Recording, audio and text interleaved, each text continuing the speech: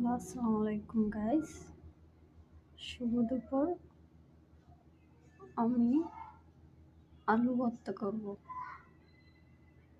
দেখেন, প্রথম মরিচ কেটে নিয়েছিলাম, আলু ছিলে নিয়েছিলাম এবং পেঁয়াজও কেটে নিয়েছি। প্রথম মরিচটা প্রথম কষলাইছি, কষলানোর পর পেঁয়াজটা মাখাইছি, আলুটাও মাখাইছি। এখন পাতা আর তেল দিয়ে দিয়েছি। ব্যাস, আমার আলু ভর্তা হয়ে গিয়েছে। এবার মাছ ভর্তা করব। আমি সব আগের থেকে করে রেখেছিলাম। আমি মরিচটা মাখাবো।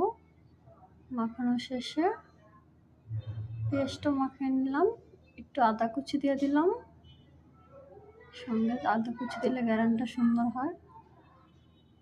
এবং মাছটাও ভেঙে নিচ্ছি।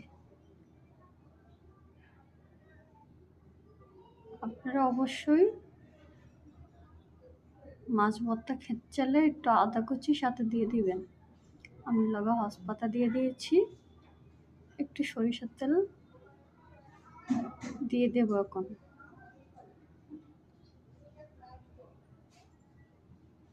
ব্যাস, আমার মাছ ভর্তা হয়ে গিয়েছে। সবাই অবশ্যই ঘরে এভাবে ট্রাই করবেন, খুব ভালো লাগবে খেতে। আল্লাহ হাফেজ। আজকের জন্য এতটুকুই ছিল।